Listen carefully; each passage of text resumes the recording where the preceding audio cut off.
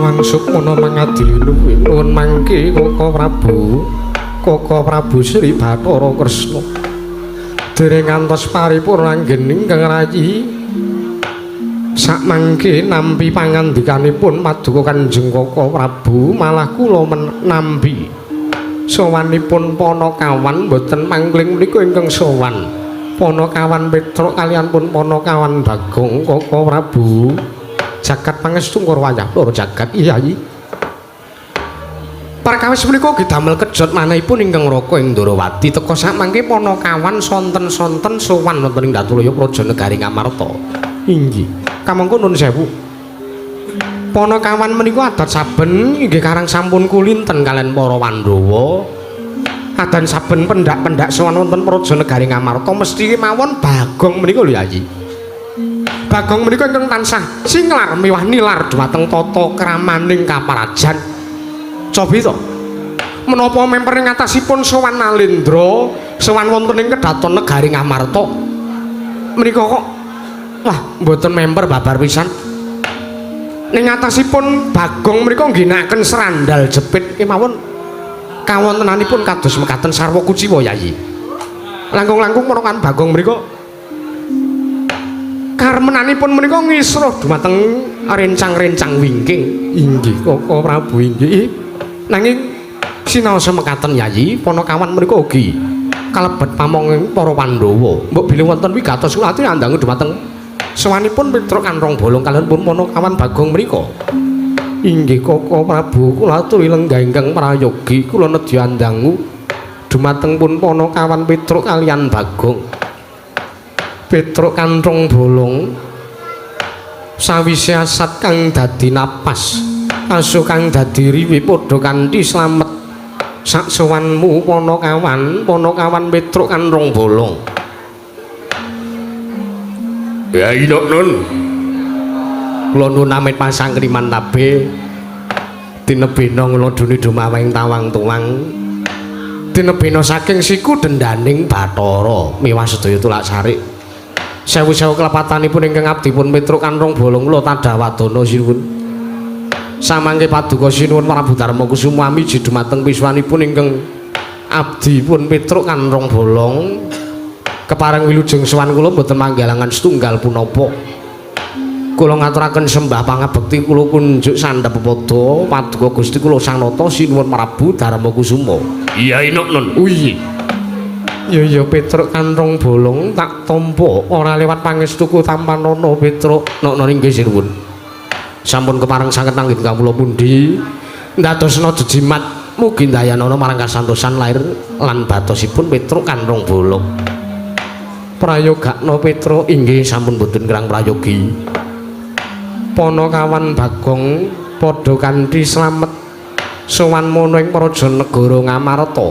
Panakawan Miwang Sukmana mangadili nuwe hong bawana langgeng sinunggi datan awrat ha inokno nggih sinuwun modar ora ngapa to Gong ora nang kraton enek sekro barang ana aja dileh ora nokno nggih sinuwun Prabu Darma Kusuma amiji dumateng piswanipun ingkang abding katemenggungan pun Bagong wilujeng sowan kula mboten manggalangan setunggal punapa. Nyuwun pangapunten menawi sowan kula singlar saking tata kamkrekak.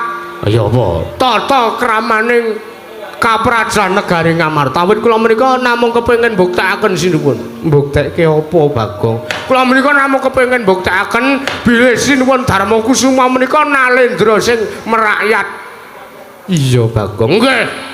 Dadi enten kawula cilik kaya kula niki sawanteng Datulaya Praja Negari Ngamarta mboten dibedak-bedake, ora dibedake mbuh derajat kula napa, mbuh derajat kula kere, mbuh derajat kula menika pejabat napa mbotene. Sinuwun Darma Kusuma tansah merespon dengan positif wontenipun ingkang abdipun Panakawan Bagong. Iya Panakawan. Ha nggih, wonten mriki kula kepengin mbuktekaken bilih sinuwun Puntadewa menika estu Nalendra ingkang luhur babudanipun. Jernyatanipun mboten lara ati nek kawulane sowane kedaton kok tamangka tanpa tata krama mboten lara ati teges sinuwun Puntadewa niku mboten lali sinuwun Puntadewa niku mboten kesupen nek le dadi Nalendra madhek ratu ning Prajanegara Ngamarta niku merga dicoblos kawula cilik kaya kula niki. Iya Panakawan Bagong. Nggih, mboten sah tepuk tangan, mboten sah. Iki dikeploki kok ya ora seneng. Ora ana sawirane wae ora monggo. Iya Panakawan. Nggih. Pramila aturipun ingkang abdipun Panakawan kula menika namung badhe ngaturaken sembah bekti kula kunjuk sinaosa randhat anggen kula ngaturaken sinuwun. Iya Panakawan ora dadi ngopo tak tampa. Ora lewat pangestuning sun wae tampanana ya Bagong. Nono nggih. Sampun sanget anggen kawula pundi? Oh nggih, jagat Dewa Bathara. Prayogakna Bagong. Sampun mboten kirang prayogi sinuwun. Petruk kantong bulung padha kanthi slamet tekamu. Antuk berkah pamujinipun Ndara Werkudara wilujeng bekti kula kunjuk Ndara. Tak tampa pangestu tampanana. Nokna nggih sampun sanget anggen kawula pundi? Panakawan Bagong padha kanthi slamet tekamu. Ndara Werkudara. Ya, Ndara Gandha. Wastratmaja wilujeng Ndara bekti kula kunjuk. Ya tak tampa pangestu tampanana Panakawan. Nana nggih sampun sanget anggen kawula mundi ingkang abdi apa ya Tru ambuh wis rasa omong iki ora nek teruse ya usah diomongke embangane ra omong ana prayogakna Bagong. Nana nggih sampun mboten kirang prayogi Ndara. Panakawan Petruk lan Bagong padha kanthi slamet tekamu. Pangestunipun Ndara Janaka wilujeng bekti kula kunjuk. Bekti kula kunjuk Ndara Janaka slamet sowan kula. Iya Petruk lan Bagong tak tampa. Pangestuku tampanana Panakawan. Sampun sanget anggen kawula pundi? Sampun sanget anggen kawula pundi? Ndadosna jejimat mungkin dayanana marang kasantosan lair lan batosipun ingkang abdipun Panakawan. Paring pangestu jengandika badhe kula cancang puceng wene dumaweng wijang remeketing wedaya saestu ndadosaken cahya nercahya daging rah kayuwanan. Iya Panakawan. Nana nggih. Panakawan Petruk Bagong padha kanthi raja sapratamu. Bagong Petruk slamet tekamu. Wis sik paku sik Gong. Kon bener kae lembagake kon sing bener kae. Arep Bagong Petruk apa arep Petruk Bagong? Sing leres Ndara mang baleni melih ngendikane sampean. Petruk Bagong padha slamet tekamu. Petruk Bagong padha slamet tekamu. Pamujinipun Ndara kembar wilujeng bekti kula kunjuk. Pamujinipun Ndara pinten tangsen wilujeng bekti kula kunjuk Ndara pinten gusan anu pinten tangsen monggo. Ya tak tampa Bagong pangestu tamanana Petruk. Nokna nggih sampun sanget anggen kawula pundi? Nokna nggih sampun kula pundi karya jimat paribe dayanana ing kasantosan. Wis kek matur apanane Tru? Iya. Wis yahene kok ndak selak kebengen awake dhewe mulih malah mung ora entuk gawe. Iya. Petruk kantong bolong wonten dawuh sinipun. Gawe kaget sowan sira tanpa tinimbalan. Ana wigati apa Petruk? Marata diake matur lan panjenenganing sun. Sampun dipun keparengaken wis Petruk ndak nene kalodhangan. Nokna nggih matur sembah nuwun. Kepareng arat dimajeng anggen kula matur sinuwun. Iya Petruk ora dadi ngopo nggih. Sowan kula ingkang sepisan kula menika badhe ngaturaken tebase disekul binunteling ron klapa apurenta mbok bilih wonten lepat anggen kula sak mangke matur wonten ngarsa paduka Sinuwun Prabu Darmakusuma. Iya Petruk ora dadi ngopo ndak paringi kalodhangan nggih. Ingkang sepisan sowan kula badhe ngaturaken sembah bekti kula katur wonten ngersanipun Sinuwun Prabu Darmakusuma. Tak tampa Petruk sak banjure ndongkap angka kalih. Sawanipun ingkang abdipun Petruk kantong bolong sak mangke menika kula namung badhe inggih menika kula ingkang minangka lidah sinambung saking bapak awit sampun wonten tigang candra menika bapak menika mboten sowan mboten netepi kewajiban kaprajan negari Ngamarta. Wekasan bapak nggadahi dosa kalih Sinuwun Puntadewa taminipun para kadang Pandhawa.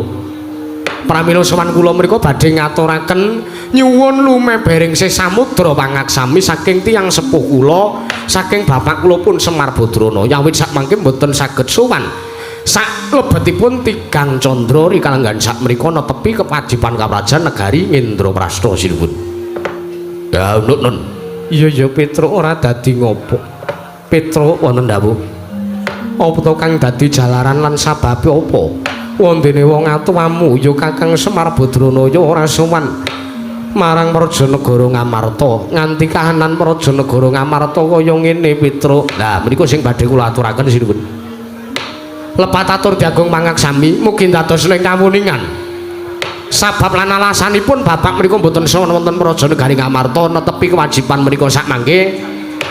Jerone 3 sasi niki bapak niku bingung judheg penggalih bapak. Dedeg sak madaring manahe Bapak Semar Badranaya awit nuwun sewu menggalih dumateng kawontenanipun para Pandhawa utaminipun kawula wonten Prajanegara Ngamarta sing sajak sampun singlar saking kautaman. Kamangka nuwun sewu Bapak menika ingkang anggenipun nalika semanten nampi wahyu pamonging agung wekasan dados pamomonging para Pandhawa wiwit kuncung ngantos gelung wiwit jambang ngantos selapang. Nembe sepisan iki bapak ngaraosaken kalian napa sing dipenggalih sing dipikir kali bapak. Ning atase nuwun sewu, para Pandhawa mriku dimong kawit cilik kawula negara Ngamarta mriku ugi kawit cilik nampi dumateng pun para Pandhawa. Wondene sak gendakan menika Tigang Candra menika bapak ngaraosaken bilih para Pandhawa sajak sampun singlar saking kautaman ing awalipun ing ajeng para Pandhawa menika dipun sebat satriya ingkang ateteken ati suci pepayung budi rahayu ingkang tansah jejegaken kautaman nglurusaken barang ingkang bengkong jejegaken barang ingkang miring. Dinten sak menika sampun oncat saking para Pandhawa. Ora kok wow iki perkara serius kok diwaw-waw. Iya Petruk sak banjure lah menika sing ajeng dirembug kalih bapak. Bapak jerone bingung niku ora kok bapak ming bingungke perkara niki terus bapak ora ndek solusi niku mboten. Ning bapak tahu tate nalikanipun nderekaken Sinuwun Prabu Sri Rama Wijaya duk nalika semanten kawulanipun Sinuwun Prabu Sri Rama Wijaya mriku ugi sami kalih kawontenan sak menika niku sami kalian kawontenane para kawula wonten Prajanegara Ngamarta sak menika sami. Kawontenan pagebluk mayangkara kawontenan sing wis pokoke mboten ngenaki ati nika. Iya. Welaing Jawata menika rumiyin ugi dipun rasaken dening Sinuwun Prabu Sri Rama Wijaya. Lajeng nalika semanten bapak nggadahi pamanggih matur ngersanipun Sinuwun Prabu Sri Rama Wijaya bilih bapak menika badhe mbangun kayangan. Nalika semanten lakonipun Semar mbangun kayangan jaman Ramayana ya Truk ya. Heeh. Niku sinuwun. Niku sing ajeng digaya kalih bapak. Lah pramila nuwun sewu. Bapak ngemutan nalikanipun nderekaken Sinuwun Prabu Sri Rama Wijaya piyambakipun bangun kayangan wekasan negari Poncowati nalika semanten saged ayom ayem tata titi tentrem. Tebih saking beda cinaketna ming karahayon lan kanugrahan bapak bangun kayangan. Nuwun sewu kula jlentrehke niki. Kayangan sing dimaksud bapak niku senes kok papan sing magrung-magrung gedung pencakar langit niku babar pisan boten. Nanging kayangan sing diwestani kali Bapak Semar niku mung papan sing endah. Edipeni katon adem kahanane, adoh saka regejekan, adoh saka rubeda, adoh saka memungsuhan, adoh saka daredah. Niku sing kepengin diwujudake kali Bapak. Kamangka jerone 3 sasi. Bapak niki ngrasake kahanane para kawula iki kok padha nungsang puyang numbuk bentus gudel bingung. Disababake para kawulane padha lali karo kapercayane dhewe-dhewe, padha lali karo panembahe, padha lali karo sapa dheweke nyembah. Iya Petruk tegesipun. Bapak ngrasake nek para kawula negara Ngamarta mriku padha lali karo agamane. Nuwun sewu, agama menika jaman sakniki diwestani agama. Ning sejatosipun menika kapitayan, menika kapercayan nut atine dhewe-dhewe. Bapak ngrasake perkara niki kok kawula padha ora nggatekke. Malah nalika semanten bapak nyumurupi kathah sanjaning para kawula ingkang nilar dumateng papan-papan manembah ingkang dipun cedhaki sing disowani sing dipraptani menika namung papan-papan maksiat kaya to karaoke. Bener sing kula aturke iki bener ta, Truk? Lah ya bener. Ah wingi kula nggih pun dijak kok. Kalih Pati Andakawana ning kula niki nuwun sewu, kula niki ngemuti ngaten sinuwun. Kula niki kawula sing kebak dosa, kula mau nambah-nambahi dosa. Wong kanan Prajanegara Ngamarta pun kaya ngaten kok. Mosok kula arep nambahi bingung kanane sinuwun ngamarta. Lah niku sing ajeng diaturke kalih Bapak. Pramila Bapak utusan kalian Petruk Kantong Bolong kok sing rembak cekak aos anggen kula matur menika badhe matur sinuwun Prabu Puntadewa kula minangka lidhasi lambung saking Bapak kula dipun dawuhi supados sowan wonten Praja Negari Ngamarta. Lelana ning sakmangke para Pandhawa rawuh wonten kadukuhan Karang Kadempel. Nyekseni tumapaking Bapak anggenipun badhe mbangun kayangan sinuwun. Niku mawon. Pun kula kinten kula matur pisan rembuke sepisan mawon kula kinten sampeyan sampun mriksa paduka sinuwun Prabu Darmakusuma sampun saged nampi menapa sing dados ature Petruk Kantong Bolong sinuwun. Jaja muntaplir kinentap duka yayasinipi netra kocang ondarantir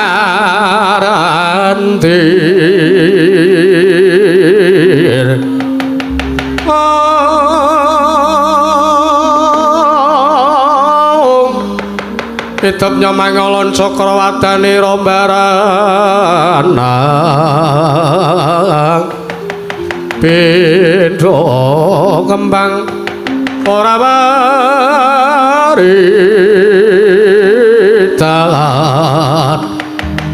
pindha kembang ora waritan yen sinabet mring sagedheng murup dadi tahono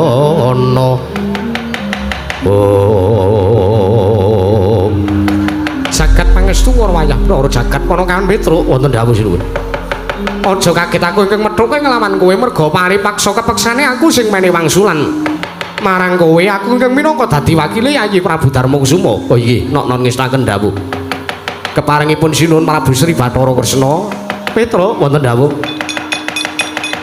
Kaget atiku bareng aku nampa sowanmu sowan ning Praja Negara Ngamarta merga iki ngene ya Petruk. Sadurunge sowanmu ana ing Praja Negara Ngamarta iki mau aku wis sak pirembagan sak pejagong lawan Yayi Prabu Darmakusuma. Wong sing rembug babakan kanan Praja Negara ing Ngamarta ing wektu dina iku wis ana Tulung Candra ke Taman Pagebluk. Nggih, salajengipun Petruk wonten dawuh. Aku nyawang kaca paisan kok sabab sing dadi sabab jalaran negara Ngamarta ke Taman Pagebluk ki ora liya bapakmu Petruk. Lho, mengki riyen bapak kok dadi sabab jalaran ke Taman Pagebluk negari Ngamarta niku sabab dasare napa sinuwun? Merga saka nggone bapakmu ingkang wis ana Tulung Candra suwene ora sowan ora netepi marang kewajiban kaprajan negara Ngamarta nganti dadi kaya ngene kanane Petruk. Malah aku nampa aturmu jare bapakmu arep bangun kayangan Petruk Kantong Bolong.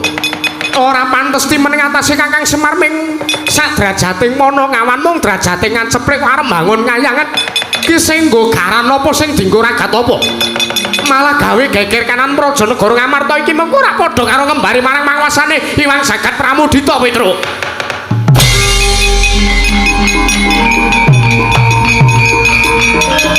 Nggih.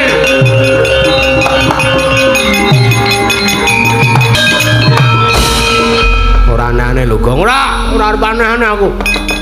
Meng arep genahke karo sing diaturke sing ngendikake sinuwun Kresna. Aku gah nek gawe geger. Aku wegah. Nek kowe gawe geger ning Datulaya Praja Negara Ngamarta aku wegah. Kowe ngapa kok sewat kuwi? Hah? Aku ngene omong ngene tontai terus. Migato wae kono wae. Pajak ora nek gunane. Wah aku megah aku nek gawe rusuh gah. Wis tak antepi rusuh ya rusuh.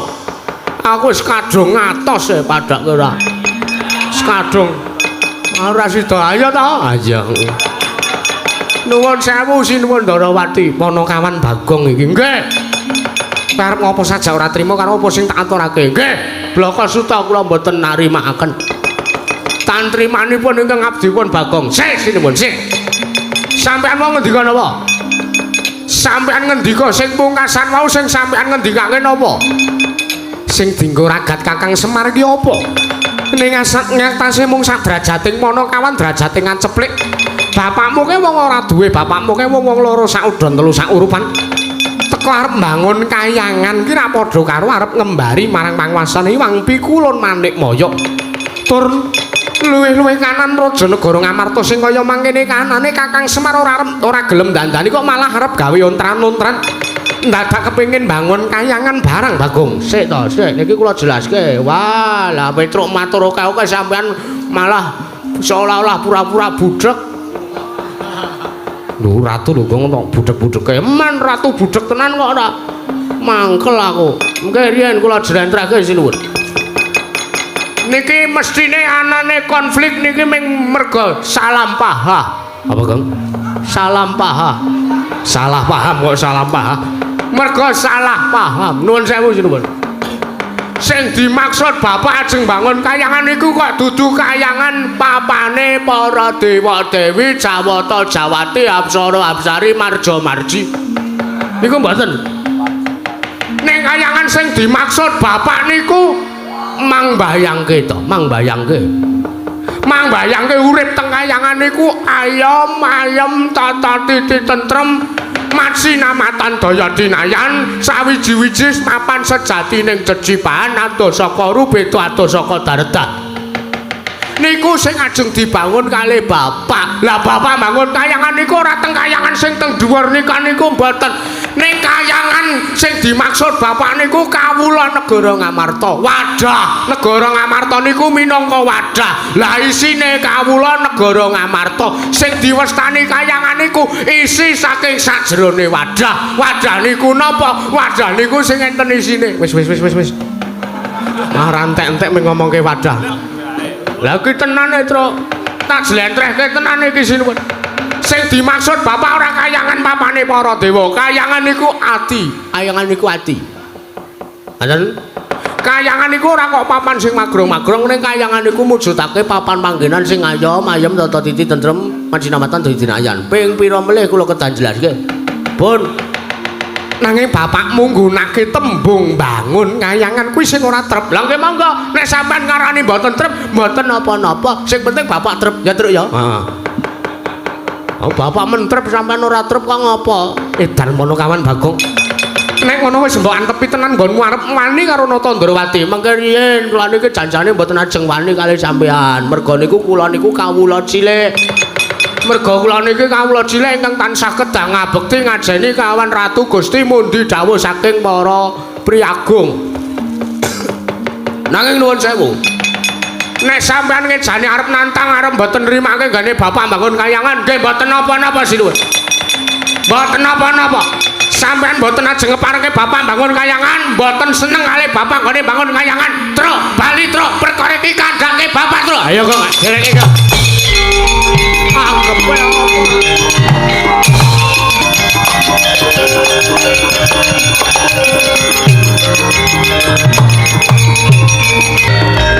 Koko Prabu kula nuwun sewu. Teka dados mekaten kawontenanipun jlitheng kakangku teka dadi kaya ngene kanane. Kriwikan dadi grojokan keguyon dadi tangisan. Kae mengko ora wurunga yen tomono kawan Petruk lawan Bagong. Matur apa sing dadi wigatine, matur lan apa sing tak aturake. Nggonmu ngiyas sartane ora seneng karo sing dadi gayuhane Semar. Waduh nyono cerak nyono mesti Semar bakal duka ora trima kelawan para Pandhawa luwih-luwih Kresna kakangku.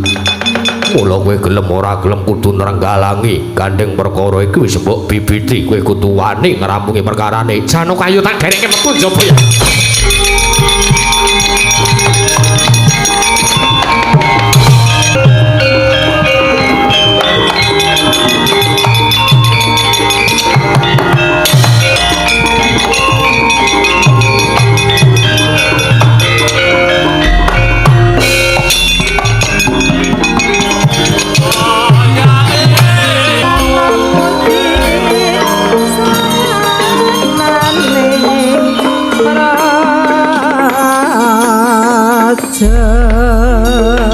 Werkudara barep kakangku apa? Ndak rasa pangandikane Koko Prabu ingkang kaya mangkono mau ora trep. Jalaran panjenengane Koko Prabu wis ngiyas kelawan asmane Kakang Semar Badranaya. Yo, aku dhewe uga ngrasa yen to ngendikane Kresna kakangku ki ora pantes diaturake kelawan Ponokawan. Luwih-luwih Bagong kuwi bocah ingkang tansah kabekti kelawan wong atuwane. Ya Semar Badranaya ya dipol kakangku. Ya senajan to wewatekane Bagong wis surgal-surgul. Wah ning aku ngerti Janjane Panakawan loro kae ora bakal minggu. Lan apa sing dadi dawuh wong atuwane ya Semar Badranaya. Iya ya Di, tur ya si Adirak wis mangerteni dhewe. Pendak-pendak Kakang Semar mbutuhake kelawan para Pandhawa. Para Pandhawa tansah kudu sak biyantu kelawan Kakang Semar Badranaya. Ngelingi kelawan labuhane Kakang Nayantaka ingkang banget nggone nglabuhi gedhe lelabuhane tumrap para Pandhawa. Barep kakangku pancen iya. Banjur sak banjure perkara gegayuhane Kakang Semar ingkang kepengin bangun kayangan kepiye Dimas? Wah, munggo werku tur apik-apik wae. Mergo pancen gegayuhane Semar kuwi luhur, gegayuhane Semar kuwi apik. Ora ana lupute yen to Pandhawa nyekseni lumadine Semar nggone bakal bangun kayangan. Mula barep yen to ndaraturku Pandhawa saeneke nadyan to gutang. Pandhawa ora ana Janaka wektu dina iki ayu tak kanthi. Liwat alun-alun pepungkuran sowan ana ngersane dipul kakangku. Sak biyantu nggone dheweke bakal bangun kayangan barep kakangku. Ya yen to kaya mangkono. Kembaren kula Sadewa non wonten maring adhawuh Kang Prabu. Non wonten maring adhawuh. Kepiye munggo siadi babakan gegayuhane Kakang Semar Badranaya. Menawi kula namung ngrumaja dhumateng pangandikanipun Kakang Mas Bratasena, semanten ugi kula Kang Prabu. Ya Dimas. Werkudara baru kakangku apa? Cetha para Pandhawa wis padha sarujuk. Senajan to iki mau metu utawa mlajari adimu Pamadya Pandhawa ya Janaka sing dikanthi kelawan Kaka Prabu Kresna. Ya ora dadi ngopo bar kakangku ingkang baku gegayuhane Semar bisa kaleksanan. Iya nanging mangkene Dimas bar kakangku apa mesti wae nggone Panakawan lunga saka Kedaton Negara Ngamarta iki mau mesti wae dicegat kelawan lakune kelawan Kaka Prabu Sri Bathara Kresna keparengi bar kakangku piye najan kepiye wae Panakawan kaya ayamana ya Di. Ayamana aja ngasih mengko cilik kena lara gedhe kena pepati seka Kaka Prabu Kresna. Yo aku mengko iki bakal dawuh kelawan lancur-lancur Pandhawa bakune saiki ayo tak dherekake budal tumuju ana ing praja utawa Padukan Karang Kadempel bareng kakangku. Ya Dimas malah kaya wis puna jejiban masewakan bareng kakangku keparenge piye bubarna kang padha seba ingsun kundur ngedaton. Yo besok dawuh bareng kakangku njaluk pamit madal wasilan punta dewa kakangku sing ati-ati aja kaya bocah cilik. Werkudara kaya wis ora ana dawuh maneh Dimas. Purna gati ning Mananggilan Arsa Sanata kundur anggedaton jeluk saking dampar kejana kinabit gambaran gadhik kadheraken sang jaring para manjedi panggung tanggung Jaka paloro-loro ingkang samya ngambil upacara keprabot kawisa saking Mandara tindak nyosang Sri Naranata lamun katuna saking Mandara candarane kadya dewa kairing widodara widodari.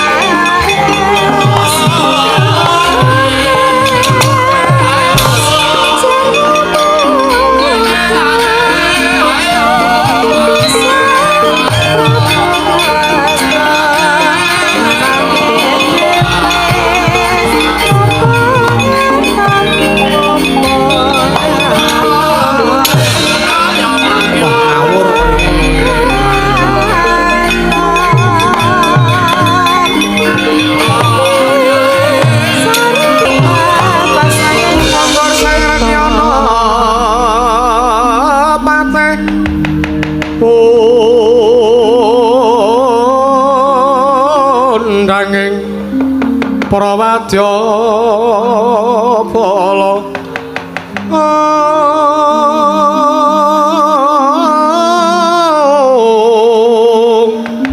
Pok sur tambur miang suling pepandhen talutak miwa bandera kandha mawarna warna Indo Jaladyan asri kawuryan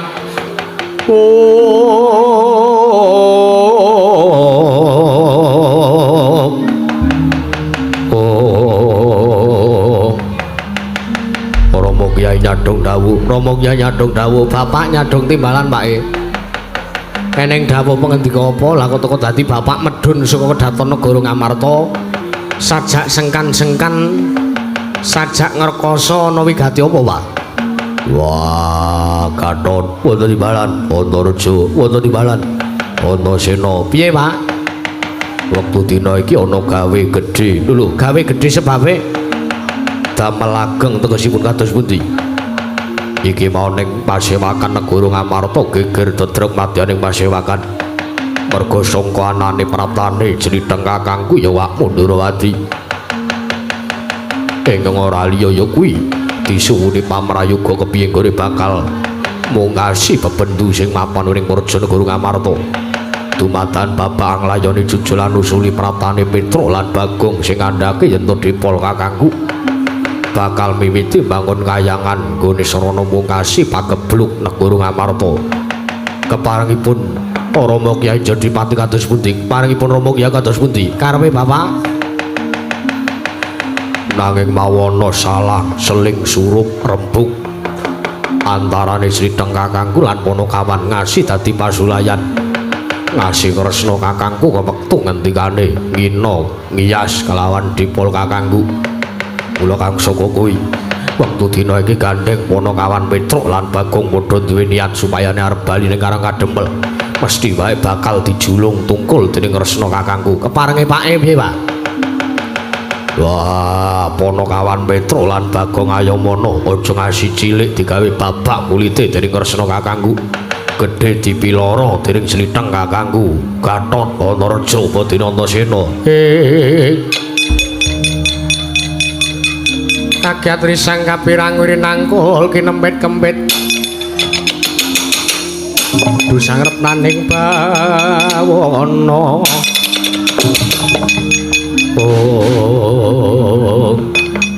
ora cenanangan di sapa ora ae ora aku nek matur pake ya srogal-srogol ngene iki Pak piye Antasena piye kocluk wis saiki ngene wae sampean rak padha arep tumuju ning Karang Kadempel to karo para Pandhawa. Wah, niat ancase para Pandhawa mangkono. Nanging wektu dina iki Pandhawa gutang sebabe mak cilikmu Madukara Jlamrong adikku melu kelan apa sing dadi aturi Kresna kakangku Pekasan Balela. Ora gelem nyengkuyung gone dipol arep bangun kayangan. Wis saiki ngene wae cekak gampange sampeyan karo Kakang Gatotkaca karo Kakang Antareja mang budalo ning Karang Kadempel banjur sing ngayomi Petruk karo Bagong sapa wah kowe iki kabeh tak lumpuk kene-kene takon ngayomi Ponokawan malah sing takon ngayomi malah kon minggat karemu piye aku sing ngayomi Pak Ponokawan sing methuke aku tak jlentrehne alon-alon tak genahne ben mengko ora dadi dadaning masulayan ben ora dadi daretan antarane Ponokawan karo Siwa Ndrawati jur karepmu piye Bambung wis sampean karo Siwa Puntadewa karo mak cilik kembar budal ning Karang Kadempel wah ngono ah Kakang Gatotkaca piye Dimas Kakang Antareja piye Dimas melu pake budal ning Karang Kadempel disekseni gegayane kakek Nina Yantaka nggone arep bangun kayangan yo Bambung yen to pancen kaya mangkono aku ya wis kari manut bakune Ponokawan kanane tak pasrahke karo kowe yen to ngasih cilik babak kulite gedhe putung balunge antarane Petruk utawa Bagong wah kecek ndasmu wis kana ora saken bebangan budal Pak saiki yo budal Kang iya Mas Pandhawa kuwi wis pirang-pirang taun kecilik nganti gerang dimong karo pake ha iya Semarang awake dhewe iki wis ora kurang-kurang le ngragati Pandhawa, ragat lahir, ragat batin. Ngibarate sirah dienggo sikil, sikil dienggo sirah. awake dhewe iki gedhe labuhane tumrap para Pandhawa tru. Ha iya, Sinuwun Kresna dadi pujangkane Pandhawa kuwi rame akhir-akhir iki. Heeh. Lah, otomatis bahasamu kok aneh-aneh barang ora. Aku mbayari dolop kowe, Tru. Weh. Kok mbayari dolop barang kuwi lho, generasi zigot. Kok generasi zigot anggepe ora wis. Bakune matur bapak. Matur bapak apa wigatine?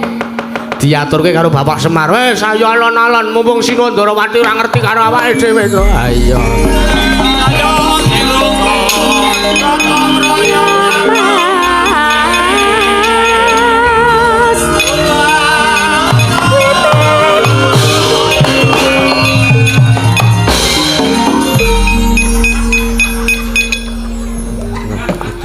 Apa nyondoli kopek nane ora sak mundur. Bahasamu nane ora.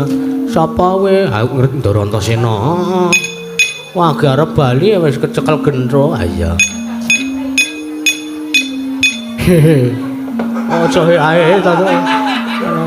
Aku deg-degan ngene iki deg-degane. Nggo sik togong dijlentrehke sik takone sik. Perkarane sing tenan. Heeh, tiwas wis ngono kelasem wis tungglep ae. Ha iya. Ndara Antasena. Heeh, Ndra, kangge. Ndara Antasena. Heeh, Gong. Nggih. Kowe do teng Gembrudu ki ngopo, Doan? Nun? Kowe teng Gembrudu ki do ngopo? Pripun, Ndara? Mbok ora budhek ta, Tru? Kowe do peplayon ki ngopo? Kula. Iya. Kali Bagong mboten. Ha sak karepmu Bagong tojak ya monggo ora ya wis. Ajeng wangsul Ndara. Lah kok bali sebabe piye, Tru? Niki kula ajeng matur salah sawijining perkawis kali Bapak. Perkara apa aku tak krungu? Mboten kok Ndara Antasena. Mboten wis Tru, ayo bali Tru, ayo. Kok ndak ora prayoga utane ketemu Ndara Antasena ki ndak ngladrah. Ha iya. Mergo ora kulino tak awake dhewe karo Ndara Antasena ku mung karo kanca. Heeh. Kok nek suwe-suwe kene terus Gong ayo tuku es teh. Ngono ora awake dhewe malah ngrekoso. Iya, sapa sing kapitunan? Iya. Ora sida matur maning Bapak malah Sinuwun Kresna malah ora. Gong, pripun Ndara? Kowe gawe perkara apa karo Pak Ndarawati? Mboten namung. Ora to iki omong wae aku krungu. Mboten Ndara wae. Mau ki mung salah paham ya, Tru. Heeh. Ngangge ameng salah pahaman iki. Pun kula tak nyuwun pamit wangsul. Sik to mandeka. Pripun? Ora sareka-reka kowe nutup-nutupi perkara mergo aku ngerti kanan sing saknyatane. Nek sampean ngerti kok takon kula. Oh, mergane ben cetane cekak gampange ngono lho, Gong. Omongke ra ki, omongno wae. Ndara Antasena ora diomongi malah gelo penggalihe awake dhewe ora dipercaya. Niki wau ngaten Ndara Antasena piye? Jlentrehe ngeten. Kula kalih Petruk didhawuhi kalih Bapak. Dikon Bapak Semar kon sowan teng negara Ngamarta. Wigatine mboyong para Pandhawa merga negara Ngamarta ketaman pagebluk Bapak kepengin bangun kayangan. Kayangan sing dimaksud Bapak niku senes kok papan sing endah magrong-magrong ibarate kaya dene mapan ning kutha metropolitan. Metropolitan niku mboten. Ning kayangan niku mujudake papan ingkang rayu Cas Bagya Mulya tebih saking rubeda ayam-ayam tata titi lan tentrem. Lah niku wau Petruk matur ngoten niku Sinuwun Ndarawati kayake miskomunikasi. Iya. Ana perkara sing gawe ora srek atine Sinuwun Ndara. Nganti ngarani nek bapak niku ajeng ngembari panguwasane Wang Pikulun Bathara Manikmaya. Terus kula kalih Bagong inisiatif wangsul mawon. Perkara iki dikandhake Bapak Purbawasesa wonten ngastane Bapak. Merga nuwun sewu Bapak niku minangka pamonge para Pandhawa. Pandhawa isa slamet merga Bapak, Pandhawa isa cintraka ya merga Bapak ora gelem temandang. Pun ngoten mawon, Tru. Ayo bali, Tru, ayo. Iya. Gong, pripun? Nek kowe arep bali Antasena sing ora ngeparengke. Ha iki nang kene iki, Tru. Ha iya. Iki mesti wis bersekutu karo Sinuwun Ndarawati. Ha iya, mergo nek Sinuwun Ndarawati ora trima nek awake dhewe bali mergo mengko gawe bapak nesu. Heeh. Nek bapak nesu ora otomatis Sinuwun Ndarawati iki ora rena atine. Ha iya. Iki termasuk sing dikongkon, Tru. Lah iya. Sampeyan didhawuhi Sinuwun Ndarawati kan nyekel kula to, Pak? Ora. Ning mergo iki mau aku didhawuhi karo Bapak Werkudara. Nggih. Mergo Bapak ngerti, Bapak Njodipati ngerti nek kowe geger Pancakara antarane kowe karo Siwa Ndarawati. Lho. Ndara Werkudara dawuh sampean apa? Iya. Dawuh pripun? Iki mau dawuh yen para Pandhawa bakal tumuju budal ing Karang Kadempel. Weh lah. Pandhawa jangkep Ndara? Iya jangkep senajan to Paman Madukara sajak arepe ewang-ewang karo pakartine Siwa Ndarawati. Weh lah apik iki, Tru. Apik nget. Apa? Apik nget. Apa? Apik banget. Aja disingkat-singkat to ora. Terus niki pripun iki? Nek kowe arep bali mengko dhisik. Nggih. Kae Siwa Ndarawati kon tekan kene tak pethukane. Nggih. Kowe omonga dhewe, jlentrehno dhewe. Nek sing dadi kayuane bapakmu kuwi apik. Nek Sinuwun Kresna mboten percaya, nek mengke Sinuwun Kresna malah ngarani sampean sing mboten-mboten, wis aku sing tanggung jawab. Akeh Pak Deku, aku anake nek Pak Deku kae najan wong tuwa ora tau selawase bener kuwi ora. Wong tuwa ki ora kok njur selawase bener, kadang kalane menungso ki pancen duwe ina lali salapes lan mati. Nggih, kadang ora ndedet barang. Ha iya. Nganti direwangi rokok men ndobel jatahe wau. Wis tekano kene. Nggih. Ben Siwa Ndarawati kan tekan kene omongane apa-apa. Nggih, nek mboten saged diomongi apa-apa pripun? Sarana kasar tak lakoni. Oke. Wah, ayam truk kaya ngene iki. Ha iya.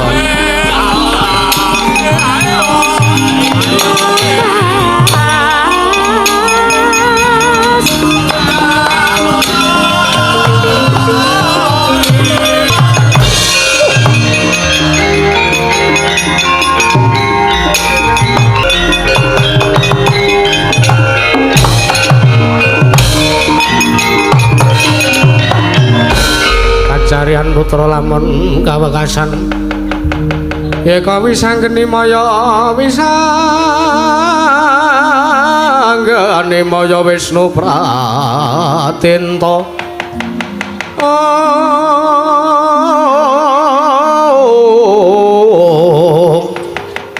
wisanggeni maya Wisnu Pratinta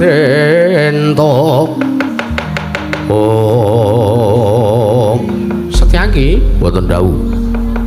Ora pangling Antasena sing sajak ngayomi karo Panakawan. Kuwi lho. Anggir Antasena badhe tumut-tumut perkawis mriku malah dikatutke sisan dosane. Iya. Antasena iki Pak Ndarawati. Iya, aku makmung Dwaraka. Ngaturke basaku katur ya Pak Dik. Ya tak tampa pangestuku tampanono. Heeh. Tak gegem Mak Cilik Setyaki ngaturke sembahku katur Anggir Antasena kula tampi dawuh sami-sami iki. Ngopo kok sajak rengu penggalihe pasuryane ketok rengu ning ngopo Dik? Antasena piye? Nek kowe ngalih dhisik saka papan kene iso apa ora? Lho. Aku kok takon ngalih saka papan kene iki lho, eneng perkara apa? Sambung rapete apa lah kok dadi sampean methuke karo aku tanpa taliwara aku takon minggat. Menungsa loro sing wis gawe wirang asmane Nata Ndarawati. Menungsa loro sing wis gawe wirange wakmu ing Dwaraka. Lho, sapa? Panakawan Mitra karo Bagong. Sumingkir Antasena menungsa loro kuwi tak pangkete tak kringsung sikil tak bondo tantak boke pakunjaran. Sik. Gong, pripun? Kowe gawe perkara apa karo Siwa Ndarawati? Lho. Mau sampean jare arep ngewangi. Oh, sik iki surprise ngono. Oh, nggih. Kula mboten damel perkara napa-napa niku, Ndara. Ora bloko wae iki lho nyatane Siwa Ndarawati ngendika kaya ngono. Ah, mboten kok. Kok gek meng cucuk tumbakan, tumbak cucukan. Wong Siwa Ndarawati niku nuwun sewu najan Nalendra jare titih Sang Hyang Bathara Wisnu ning tesih kedunungan ina lali salapus lan mati. Ning kowe rumangsa gawe wirange Siwa Ndarawati apa ora? Mboten, Petruk, gawe wirange Siwa Ndarawati. Mboten. Lah kok iki Siwa Ndarawati ngendika kaya ngono? Wah. Masa? Heeh. Ah, ora ngandel aku genahke Ndara. Sik, Dik. Piye Antasena? Bagong ngandhake yen to dheweke ora gawe wirange sampean. Pancen tata lair dheweke iki ngajeni karo aku ning batine Bagong kuwi arep ngembleke kelawan derajate Nata Ndarawati. Sik sinuwun sampean aja waton bisa ngucap lho. Kula tekan negara Ngamarta niku ora saka karep kula dhewe ning saka karepe Bapak. mergo bapak pengen bangun kayangan ning sampean malah sajak seling surup. Salah midhangetke sing dadi ature Bagong wekasan sampean duweni panyokra bawa sing elek kalih bapak. Pokoke ape nek ngono kuwi? Hah? Ora rampungi Ndara. Ya sabar. Piye Bagong kowe ngomong kaya ngono? Piye lah menungso ora tatanan Antasena piye, Dik? Cetha kowe sing arep ngayomi karo Bagong. Cetha kowe sing sajak mepalangi karo karepane Nata Ndarawati nggone bakal ngurungake nggone Kakang Semar anggone dheweke kepengin bangun kayangan Antasena. Tiba kantep payuat mojo ngelingana risang Wiratam Tama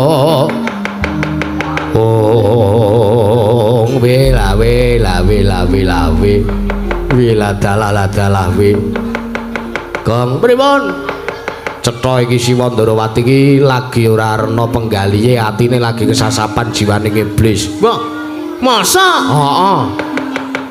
Kok mosak-mosok wae to ora? Pak D Kresna piye Antasena? Neng kene tak pesthekake sampeyan arep mbalela sajak ora nrimake karo sing digayuh dening Siwana Yantaka. Pancen yo tak blakani bloko suta blakotang terus terang. Ora tak tutup-tutupi Antasena aku ora seneng karo sing dadi gegayuhane Kakang Semar Badrana ya. Lah nek ngono apa kelakon ana ning antarane anak karo wong tuwa ning kene gelut Pancakara. Dadi daretan antarane Antasena karo Nata Ndarawati. Apa-apamu ayo. Pancen kowe keduga iso kuat madai dayane senjata cakra aku meguru karo wis 20 taun. Kok Prabu kula aturi sare. Sampun ingkang rayi kemawon ingkang ngadepi tumatung Anggir Antasena. Miladala Setyaki boten dawuh. Babar pisan yen to ngasih iki mengko Antasena dadi pepalange Nata Ndarawati nggonku bakal murungake gayane Kakang Semar. Mangsa bareng Antasena kudu dirangket. Krincong sikile bontot tangane boyo pakunjaran. Wis kene wong tuwa karo bayi musuh kene.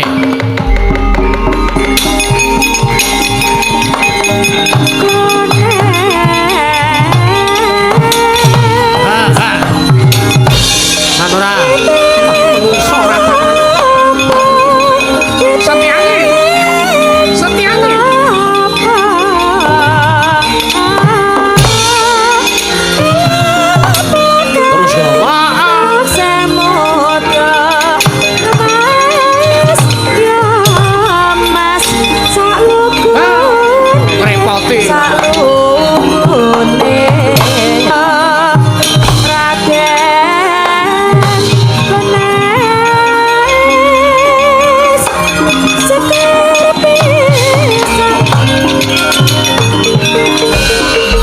Setyaki. Terus boten dawuh Koko Prabu. Wiladala kewirangan yen to mungsuh Antasena keparengipun.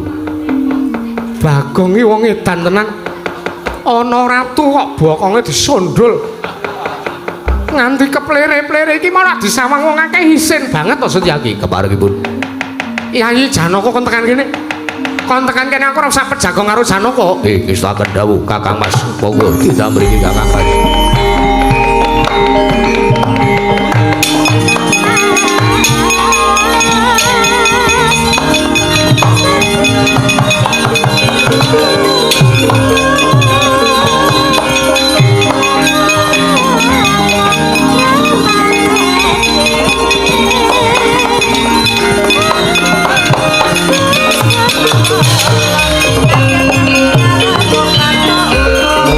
Sang bagus semunira kang kamanungsan kasra panting kaing mungsuh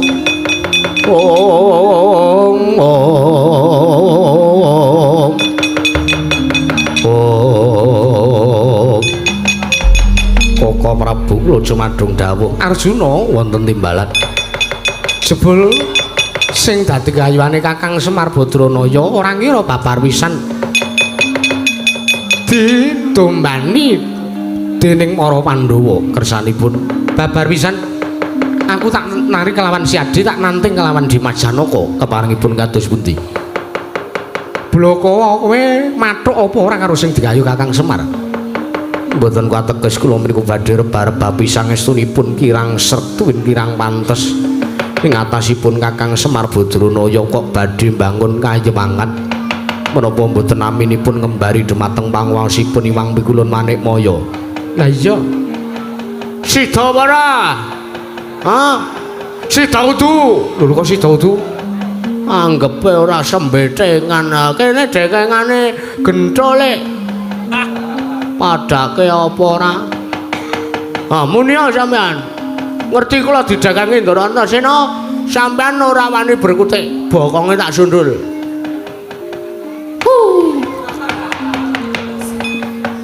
edan menungso ora tatanan sisan ora kowe anggepe ora tekan Karang Kadempel tekan Gorong Amarta wae arep geger arep kaya Durna kowe apik Durnane mbang kowe rana sawangan kaya ngono kae apa nek tak terus-teruske apa malah ming ora kajen nata Ndrawati kebarengipun ayo derek napa Kakang sowan ning Kayiwangan dandang mangure perkara iki sing bisa merantasi ya mung Iwang Mandyabdari Durga monggo Koko Prabu kula dherekaken Koko Prabu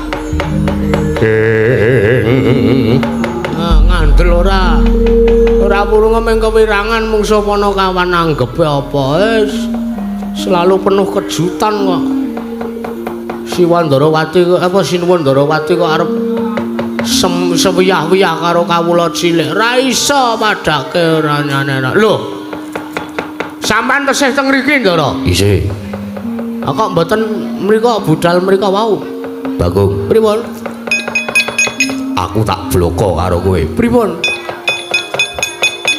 janjane Kakang Semar kuwi gekayuane apa bamak to iya pengen bangun kayangan lho bangun kayangan iku ora teges apik nggih nanging ngono ngopo Koko Prabu Kresna sajak ora nrimake karo sing dadi kayane Kakang Semar akirangan kula mboten ndang kok yen lha yen ngono perkara iki ora iso tanggep enteng kepanenge Ndara Setyaki Bagong pripun saksenana seksine kuwi ning kene aku arep nyengkuyung karo Kakang Semar sing watake apik lho kok sampean balela kalih Sinuwun Ndarawati ora wis dadi antep tekate Setyaki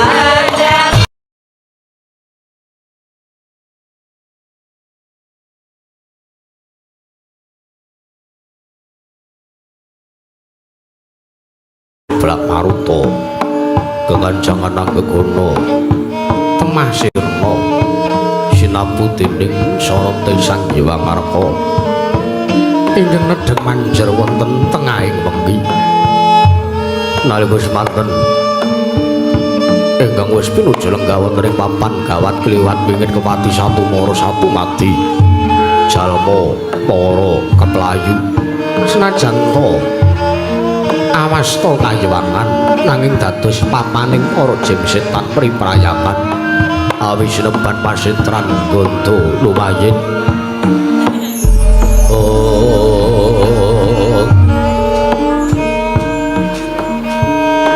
ing kono pinuju lenggah Sang Dewaning Gudha ya Dewaning Pangrencana nenggih Sang Hyang Bathari Durga ya Sang Uma ya Sang Permoni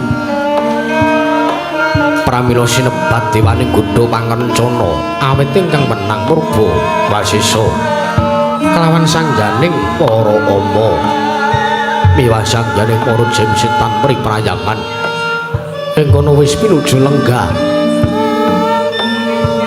putra saking Sang Pandya Bathari Durga nenggih Sang Dedya Kala Jaramaya nalika semanten ugi katingal pasebaning sangya para jim setan priprayangan datan wonten ingkang kendhat datan wonten ingkang cicir sedaya buron wana wujuding demit berkasaan datan wonten ingkang cicir setunggal kemawon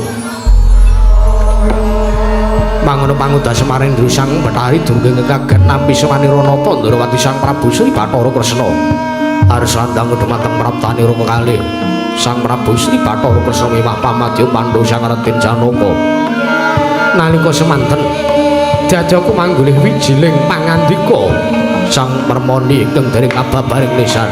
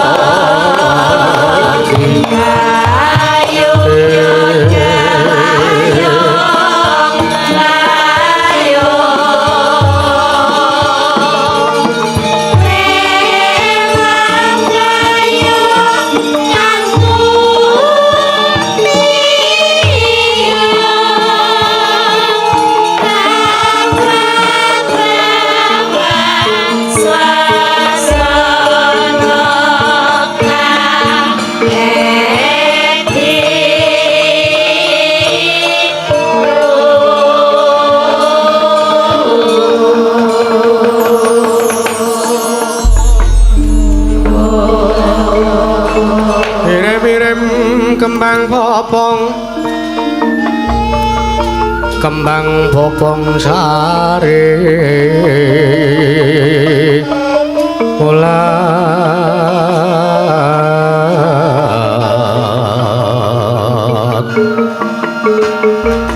kembang terate pangayoran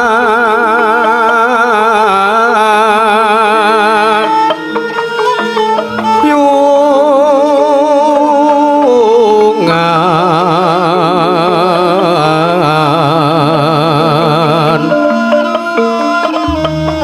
long malanggung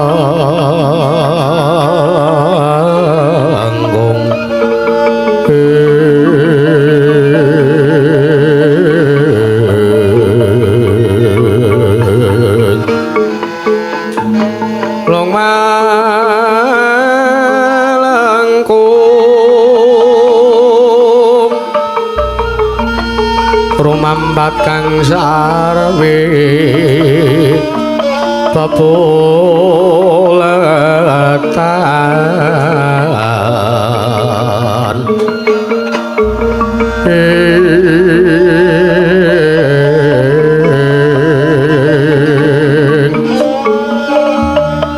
lir kembang karang sungsang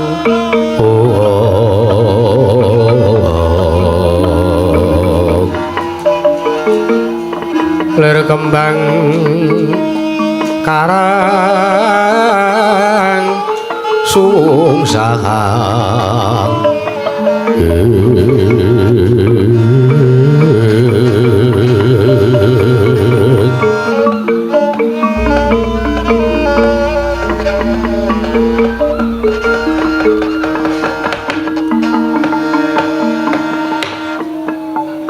Tobat sedih selikur dina wong tetian Kalarodra Mas Pati Raja dewaku Mboya pati tuga mana timening ngatasya ning Kayuwangan Dandang mangure pamaning Mara Jim Setan Paripenayangan sartane Mara Bajul Barat teka ketekan titah pujang ora ingkang wani sowan munggah ning Kayuwangan Dandang mangure Jaramaya apa pancen bener apa Mboya limpat sing dadi paningalku Jaramaya latala Kanjeng Ibu kula nun amit pasang kaliman tabi dinepina ngeloduni dumawing tawang tuwang lakar kalarsan makaten Kanjeng Ibu mboten sisip sepiripun anggen patuko nyumurupi titah pujang ingkang wantun sowan minggah wonten ing Kayuwangan Dandang Mangguri mboten pangling menika sawanipun Nata Ndrawati Sang Prabu Sri Bathara Kresna. Latala elok timeneng atasipun Nalindra Titi Sang Hyang Bathara Wisnu teka sowan wonten sak madaning Kayuwangan Dandang Mangguri.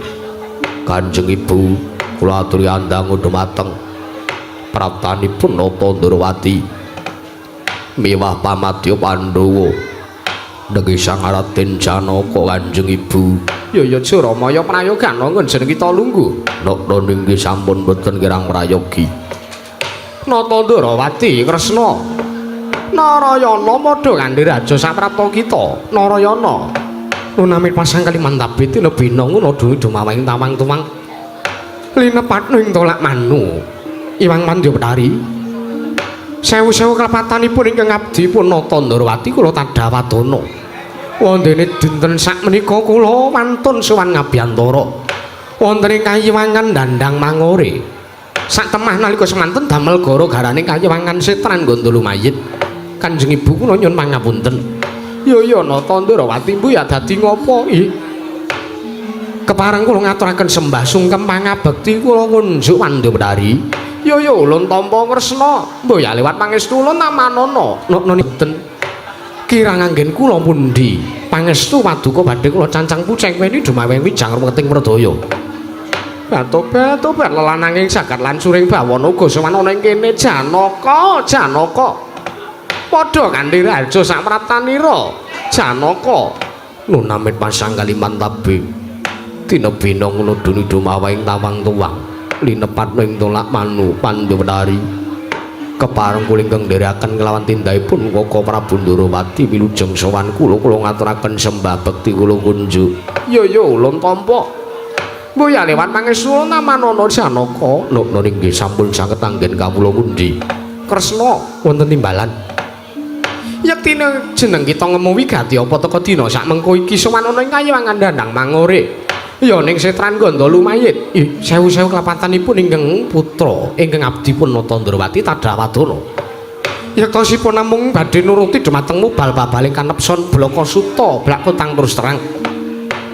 Dinten sak mangke Kakang Semar Badranaya menika anggadhahi gegayuhan inggih menika kepengin bangun kayangan Pandyapetari. Kula nuwun sewu. Tembung bangun kayangan menika mboten mantes sartanipun mboten trep dipun sebataken utawi dipun ginakaken dening Kakang Semar awit ngemuti derajatipun Kakang Nayantaka ingkang namung tiyang loro sak udon telu sak urupan. Kakang Semar menika namung wujuding Panakawan. Kakang Semar menika namung gedibal 17 teka dinten sak mangke Kakang Semar nggade gegayuhan kados mekaten. Nuwun sewu tembung bangun kayangan menika mboten saben-saben tiyang saged ginakaken sartanipun mboten saben-saben titah saged ngawontenaken utawi miwiti ingkang namipun bangun kayangan. Pramila kula nuwun sewu. Kamangka Kakang Semar sak mangke nggadahi gegayuhan badhe bangun kayangan wonten negari Ngamarta. Menapa sak mangke mboten badhe nglangkungi dhumateng panguwasipun Iwang Pikulun Manikmaya inggih Iwang Pikulun Jatimurti. Pramila Pandhawari suwontenipun ingkang abdi punata Ndrawati sowan wonten ing kayuwangan Dandang Mangurik. Doh nyono cak nyono.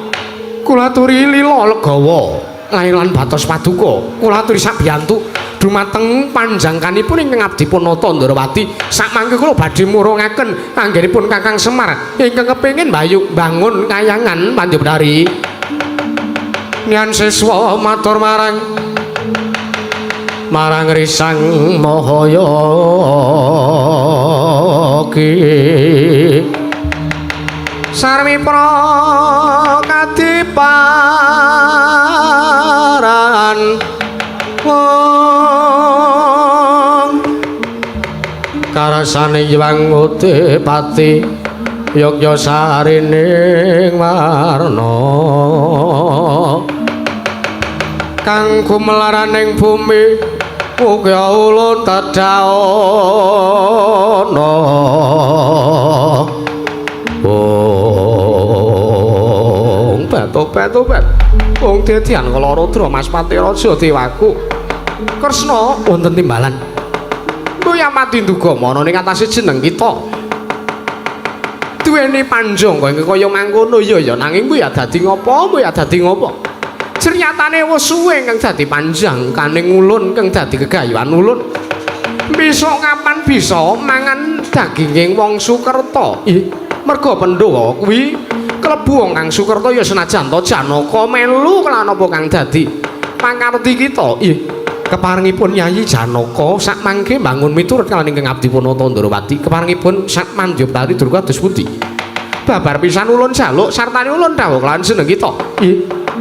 Caketono kanan karang kademel batu-batu merga yen to jeneng kita sak loro nyangketi kanan karang kademel mengko yen to Semar Badranaya nyumurupi kelawan anane Nata Ndrawati lan Raden Janaka mesti wae bakal runtik gigre kang dadi penggalih Nayantaka mekaten Kanjeng Pandhawari Durga. Iya menawi sampun tetep mekaten kula nyuwun pamit madal wasilan lan sak mangke kula nyuwun sak biyantuning saking para Madyabala Jem Setan Priprayangan sak cekapipun badhe kula kanthi tumuju wonten padukan Karang Kadempel ya sing ati-ati aja kaya bocah cilik Nata Ndrawati.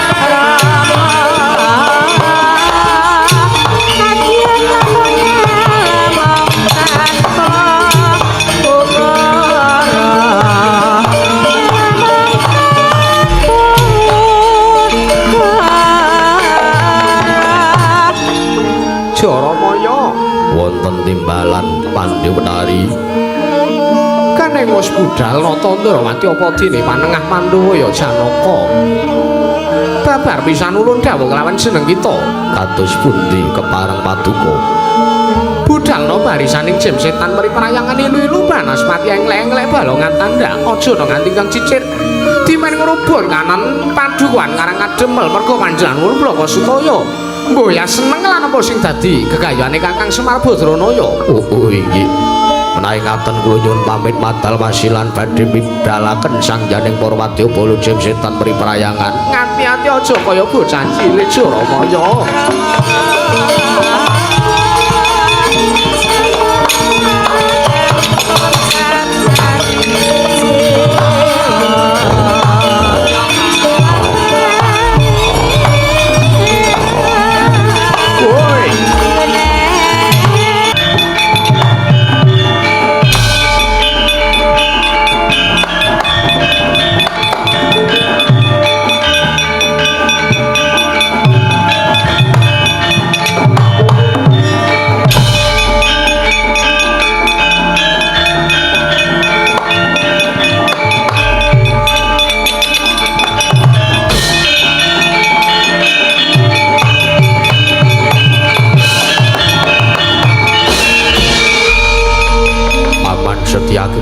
jagi-jagi kawontenan nggih nggih awit mesti kemawon kala wangundikanipun Kakang Semar Badranaya wong duwe gegayuhan kuwi mesti akeh sartane abot pacobane leres paman pramila saking mriku Bagong pripun Ndara dikencengi nggone ngrondane kanan pedhukan Karang Kadempel nggih ngestaken dawuh lho mengke riyen nika wonten wadyabala rantak-rantak nika betul nggih Bagong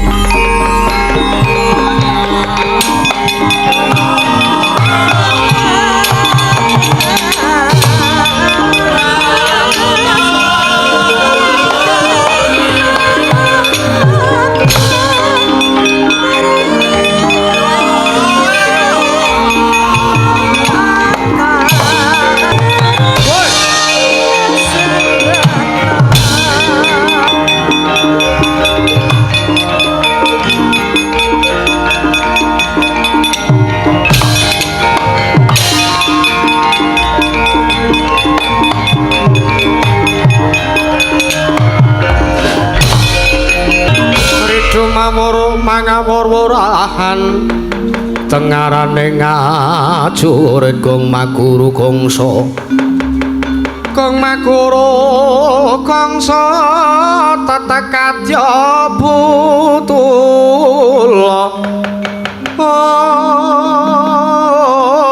wara pansriting turangga hesti ora kata ingkang Tojo layu sepit ing parang ngaglah bergagah kaya ndhuwa mentang kaya gendhewa sapa iki satriya kandhet nyayat brengosing ulur gritu mangke koping kiwa tengen takon karo aku Senopati Ndrawati Raden Arya Setyaki Raden Arya Setyaki oh kowe sing jare kondhang satriya pengpengan digdaya sura sekti kalintang jayane ngaperang dasar para nyata ya aku menungsane ya aku Setyaki balik takon kowe sapa Wadyabala takon karo aku keseting Pandyabrari Durga aku Wadyabala saka Kepasitran Gandalamayit ya aku Tumenggung Prawara Kendra dasar para nyata ya apa pamu praptane aku sak Wadyabala jem setan mriparayangan kabeh ening kene iki arep ngurungake sing dadi panjangkane Semar Badranaya nggone ngeyel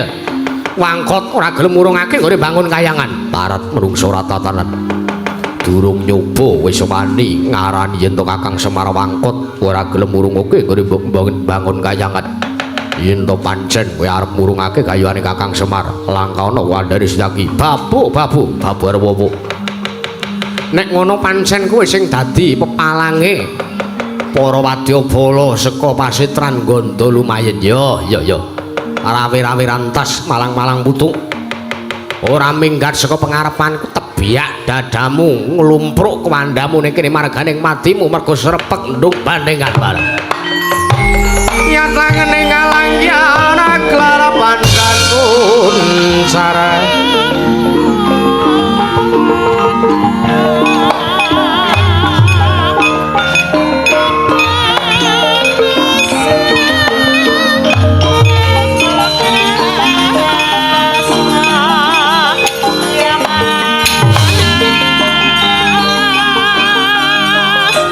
nyoba aku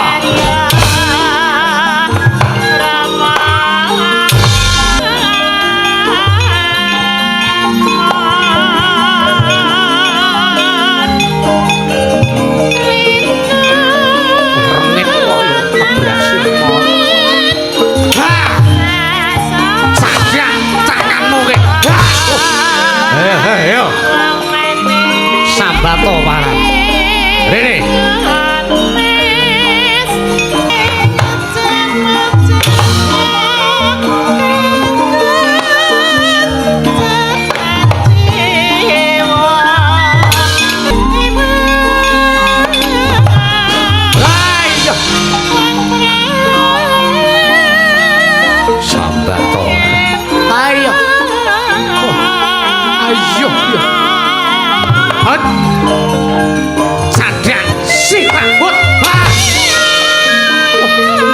ha ha ha ayo piye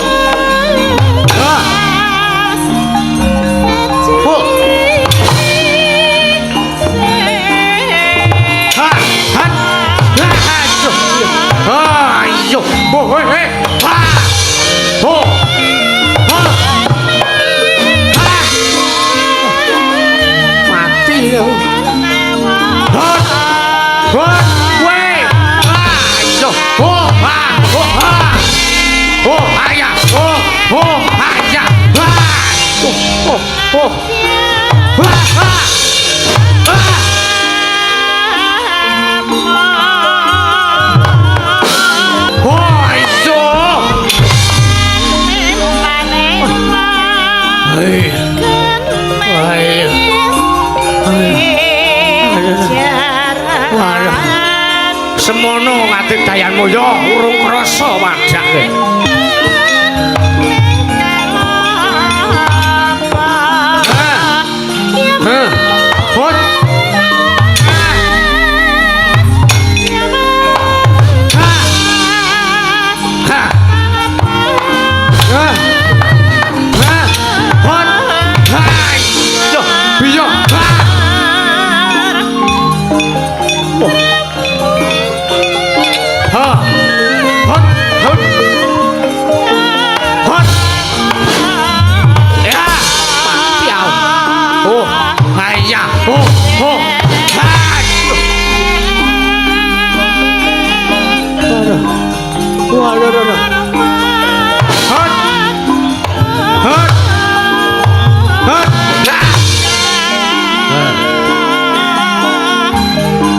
sautke pring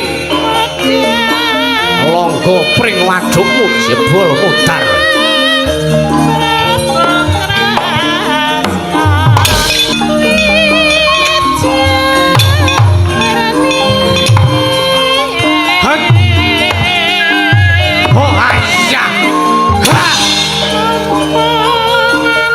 krompiang kaya wesi rusukan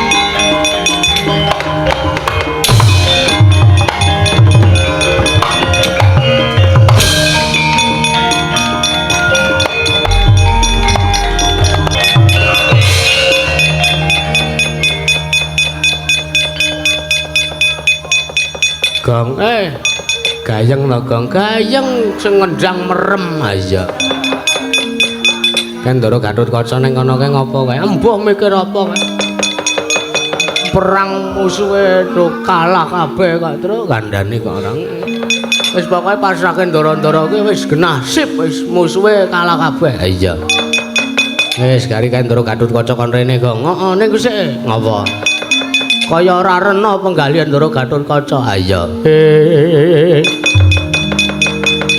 pan samar pamoring sukma sukma sinuksmaya sinuksmaya winayaing ngasepi oh nalika semanten ngalamun Sang Raden Gatotkaca rumaos bombong rumaos marem saged ngunduraken para wadyabala saking Setran Gandarumayit inggih saking Kayangan Dandang Manguri nalika semanten datan mangertosi lampahing bangsa alus Sang Raden Gatotkaca nalika semanten sigra awit sangka sela-selaning pelaraban ngalamun Sang Raden Gatotkaca datan prayitna ing pangangkah lan ing pamusik netra batining Sang Gatotkaca dereng saged mangertosi dumateng lampahing bangsa alus sigreng ngalampah dedemitan nenggih wujuding yaksa utawi wujuding bangsaning Bajul Barat Gya ngangsul wonten angganing Sang Raden Gatotkaca nalika semanten gero-gero ambalik kaya buta nerajang barisane para wadyabala karang kadempel Sang Raden Gatotkaca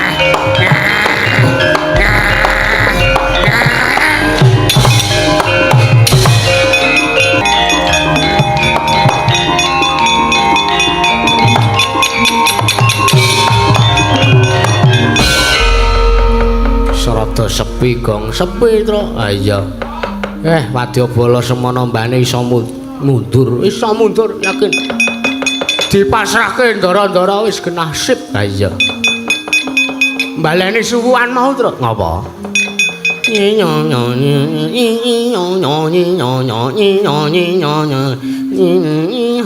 tung tung dlang ndrutang tung plang drung tang plus kudune ngono ning mau gandeng tung tung drang tak tung det nonone ning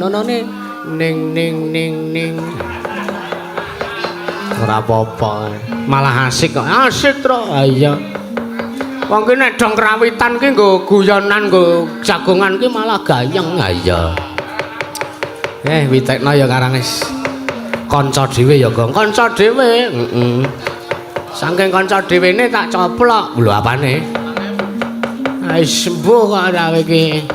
Ha iya wis tentrem Gong kahanane, tentrem terus. Ha iya. Wela. Apa Bleduk mangampak-ampak Gong. Wela. Lah ra wis tentrem ta truk kan wis ora ana. Wela. Ora pangling truk. Sapa? Kae sing gelut dudu kok wadyabala kene karo wadyabala Dandang Mangure.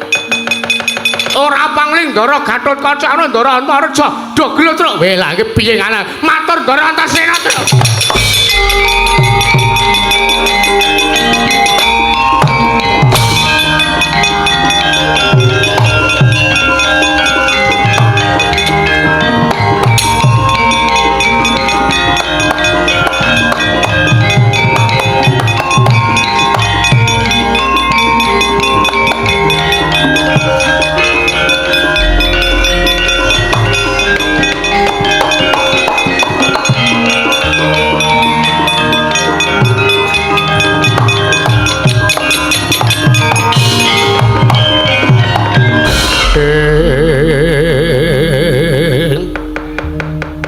Sumangka hanggura sesumbar mawa lindhu bumi gonceng kumaludo kuntur gato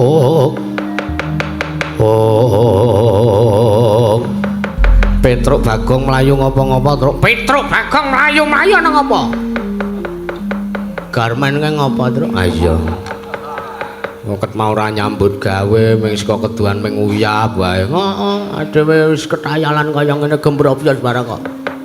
Ming dadi komentator. Ngopo Truk mlayu-mlayu? Ngopo Gong mlayu-mlayu? Ketiwasan Ndara, ketiwasan Ndara. Sekawit kawonten wonten ing padukan Karang Kadempel pun katon tentrem pun boten enten regejekan. Wekasan nalika semanten Ndara Setyaki ingkang tansah temandang kalih Kang Raka Ndara Gatotkaca Ndara Antareja. Wekasan saged damel nekuk benjalin wadyabala saking Dandang Mangure. Ning elokipun kawontenan Ndara. Nika enten tiyang gelut mangsawang nika bleduk mangampak-ampak. Nika sing gelut senes kok wadyabala Karang Kadempel kali wadyabala Dandang Mangure senes. Ning nika wadyabala Karang Kadempel kali wadyabala Karang Kadempel. Ingkang Raka Ndara Gatotkaca kali Ndara Antareja nika Gus. Wela dalan tak sawange turu.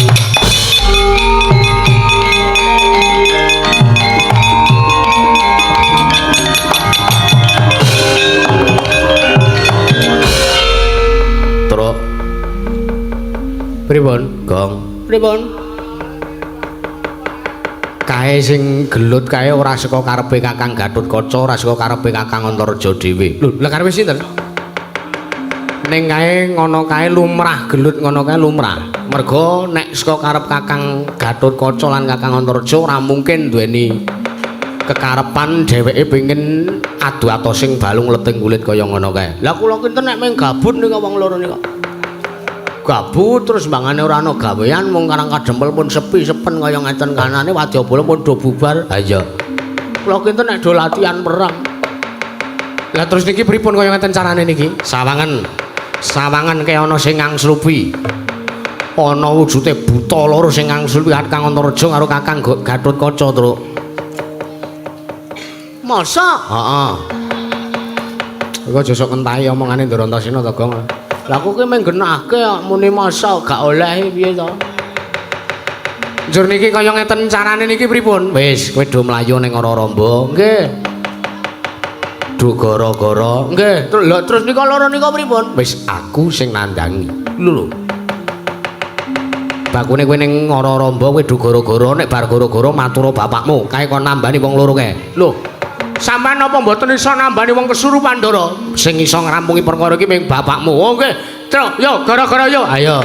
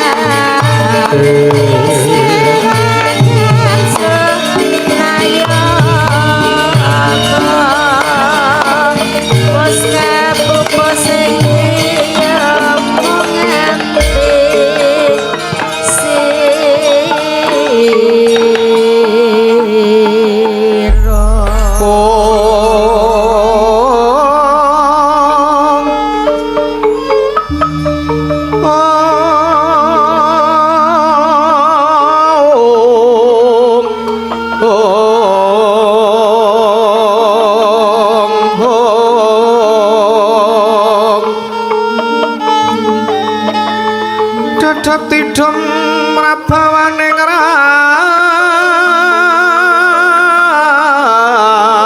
ratri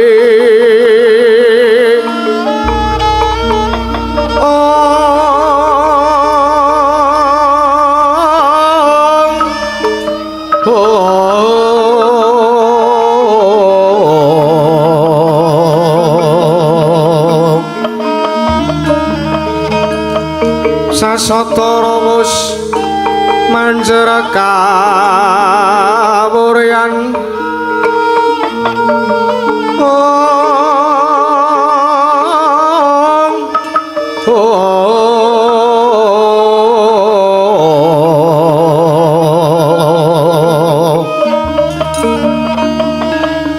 tan kuciwa memanise manggap Srinarteng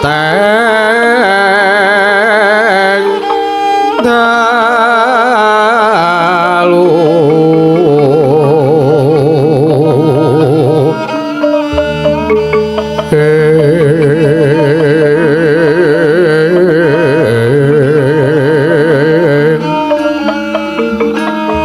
Sinewaka Sangya Pratase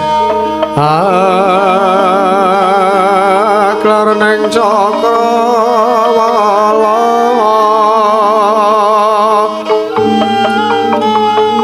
winu latnga langut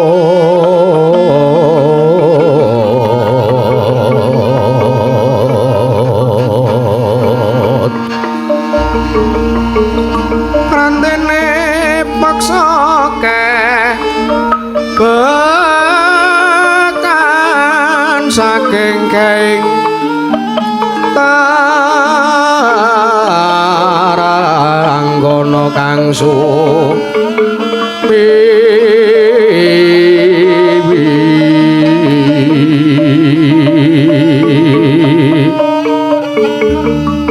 warata tanpa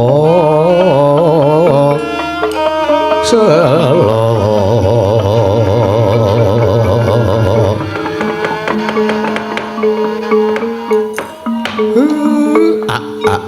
ambel gegek ugek satulita ambel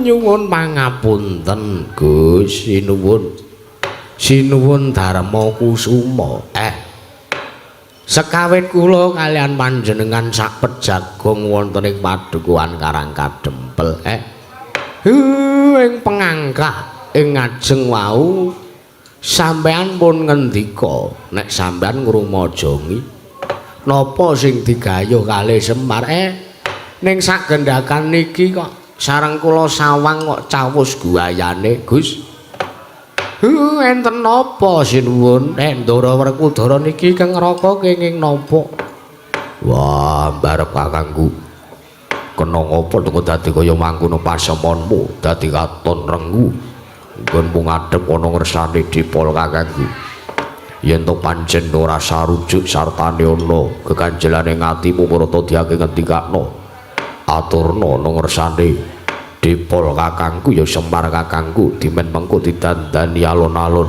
barep kakangku Puntadewa Kakang Semar wonten dawuh yektine mangkene ya Kakang yektine nggone Puntadewa katon rengu iki ora merga sangka aku duweni geganjelan sartane ora disababake merga sangka Puntadewa nggone duweni rasa ingkang ora prayoga panyakra bawa kelawan Kakang Badranaya babar pisan ora nanging mangkene ya Kakang Puntadewa iki rumangsa dadi perangane Pandhawa ingkang tansah kawit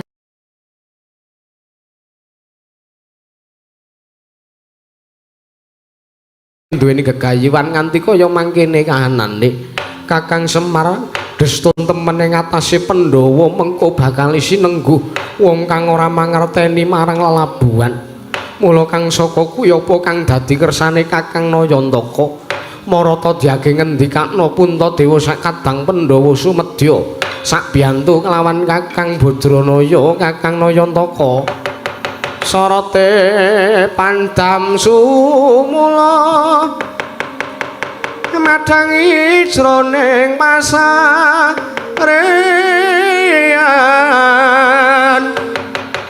ngenani wadana katon remu-remu kalingan ngrang-ngrangan sang dyah manah hengkung sumungkem kuling sang kakung mangrempa babu eman piraten te bronto aewa sungkawa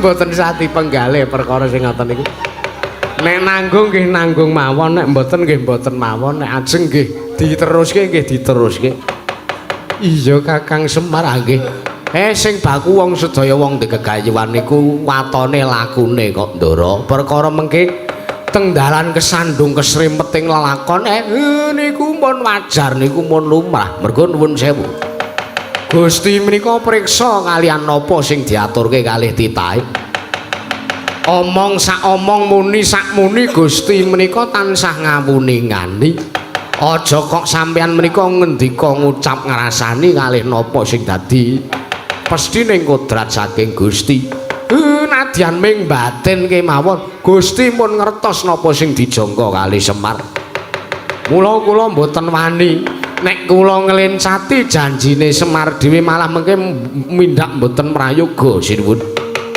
iya Kakang Semar sak banjure nggonmu bakal miwiti mbangun kayangan niki lakune kepiye ya Dipol kowe ngendikake yen to arep miwiti mbangun kayangan laku jantrane kepiye sartane kudu lumaku gunake sarana syarat apa wae gage ngendika ngono kersane barep kakangku lan aku tak pidhangetke mboten abot-abot kok Ndara syarate watone sedaya niku pun saged inggih menika nglampahi sareng-sareng sepisan panjenengan sampun kersa tedhak lumarep wonten ing Karang Kadempel niku pun sae sanget lah sakniki ming kangge nyampurnakaken nggih genepi nggih jangkepi napa sing dadi pengangkahe Semar kula tak nyuwun ngambil wujute pustaka Jamus Wiyang Jimat Kelima Sada kula tak nyawang sepisan kemawon mboten ketang kula namung demok wujuding pustaka Jamus Wiyang Jimat Kelima Sada muga-muga kelakon apa sing dijangka dening Semar Badranaya yen to mangkono Kakang Semar ayo ndake ndak aturi nyepeng wujuding pustaka Jamus Wiyang Jimat Kelima Sada Kakang Semar Tandya Pala para Pandhawa Nyagamala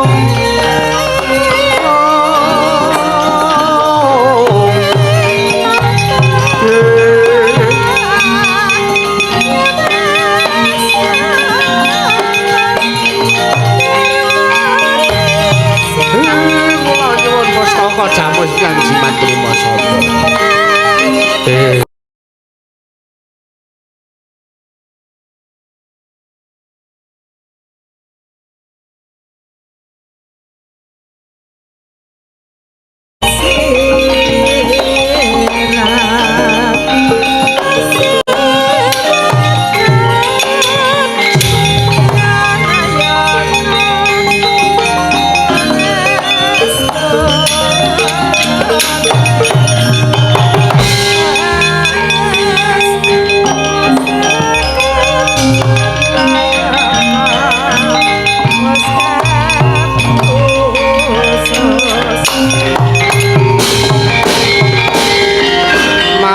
den prayitna semuri reseka balik titiyane kandayane Trisanya Purnama sasi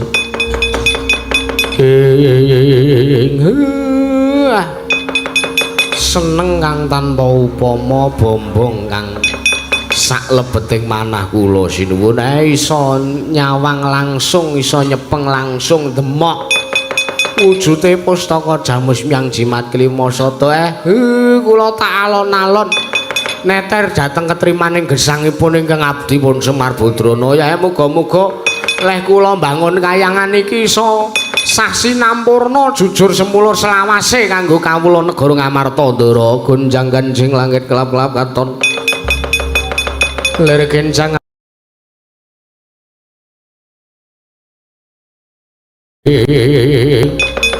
Sigra andumuk kunjung sang Lurah Semar Badranaya nalika semanten ing cipta arsa ngeningaken Babanawa Sanga awit rumaos marem rumaos mongkok miwah bombok Sang Lurah Nayantaka saged nyumur piwujudan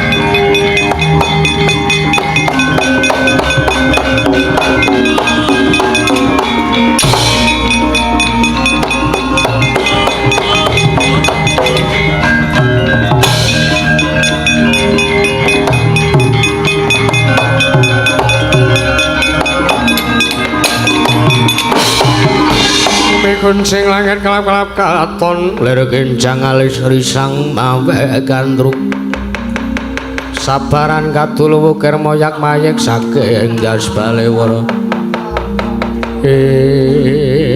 wadipol lah kok teko kesusu timen wah kudune siji kok 6 kajenge wong niku nek ngongso selak kepengin menyura nggih ngoten-ngoten niku nek kula niku alon-alon mawon ngono. Alon mawon. Iya Kakang Semar nggih. Pun purna leh kula miwiti mbangun kayangan. Janjane nggih ming ngoten niku ming buta dicaketi atine para masyarakat. Ming buta di rasa kapercayane kapitayane masyarakat niku ming perlu didandani, ming perlu diomongi. Iya Kakang Semar. Ayo. Pripun Ndara Werkudara? Wah, wong loro sak kloron wong udu bojone kok mlaku bareng. Ngerti sing lanang nabuh barang kok. Nika mengke nek enten kawontenan sing pripun-pripun kula mboten tanggungan. Banjur iki kepiye Kakang Semar? Lampun mboten kepiye-kepiye kok. Sing jeneng pun purna. Sing digayung kali Semar niku sedaya kalis niring Sambikala Ndara.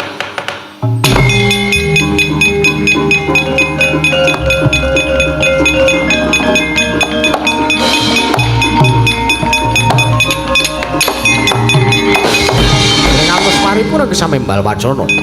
Kasaru pelajaripun Sang Lurah Petruk Kanrong Bolong Cipta Nenggalanira. Pak ketiwasan Pak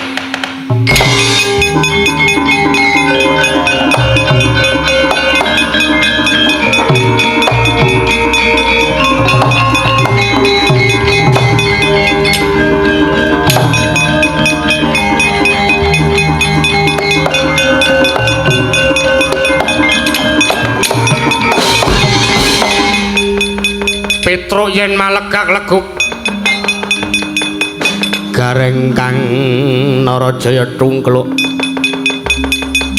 Sang Prabu bel keduel be Petruk mlayu-mlayu ngopo Petruk? Wah Petruk mlayu-mlayu Petruk mlajar napa Petruk?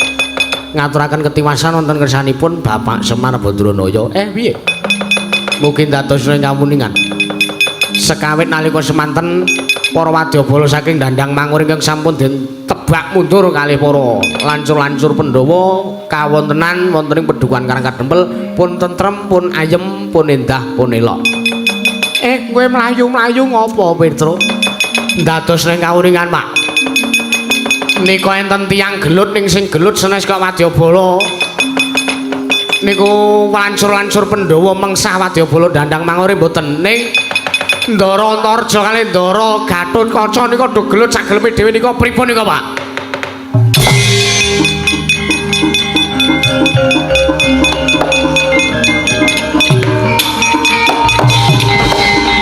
Rasa kuwatir. Kae janjane ora saka karepe dhewe. Ndara Antasena pun ngendika ngaten. Ha iya, kowe wis ngerti nek wong loro kae Kang Supan kok dadak tekan kene barang. Bendaramu Ndara Antasena kok ya iso nambani. Ngendikane Ndara Antasena nek mboten sampean mboten saged to, Pak. Wis. Ning kamare Bapak. Ning kamare Bapak, menek dhuwur lemari. Oke. Dhuwur lemari ken mendhet. Kae tombak. Mbok ora ngaeng to, Pak. Kae tombake dipuan ning dhuwur lemari. Tombak luwuk letek tayangan kok. Sesuk gak dijamaske wis sura Petruk nggih. Tombak Pencok Sari. Lho, sik.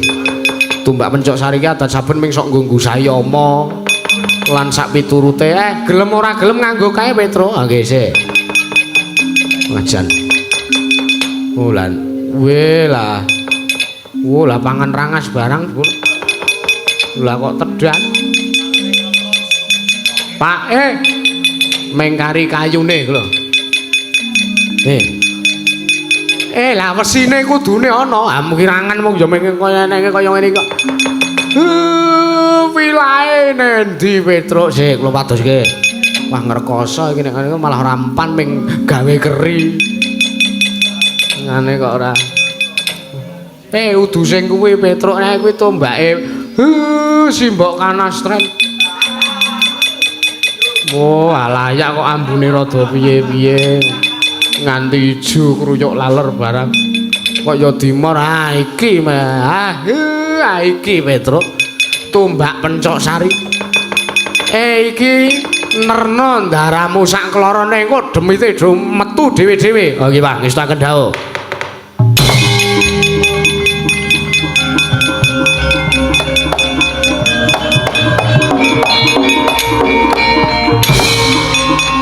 Ndara iya Kakang.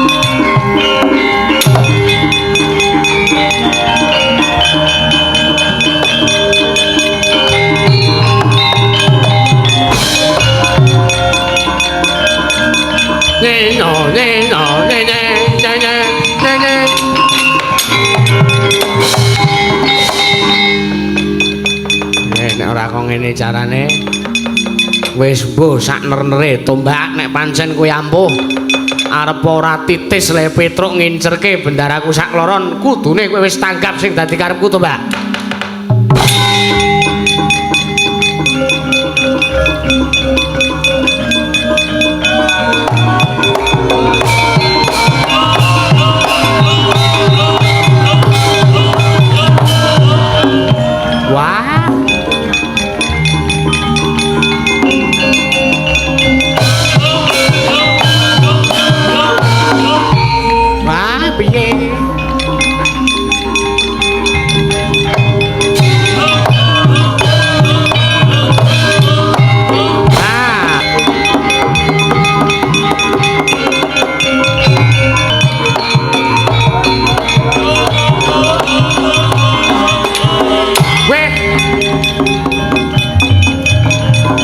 Wedhus sih kon ngenerke kono malah bali.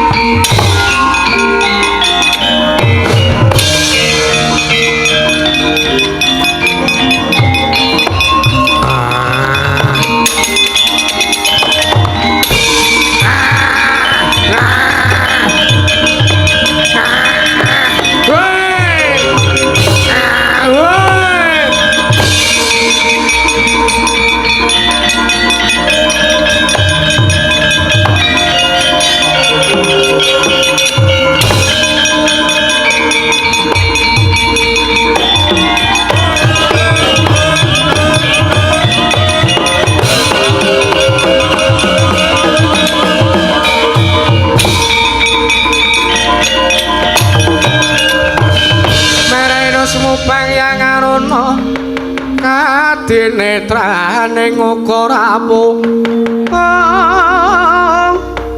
sabdaning mugi ring kanegara saketra kene dungane ingkang lir wuwu sing pene panca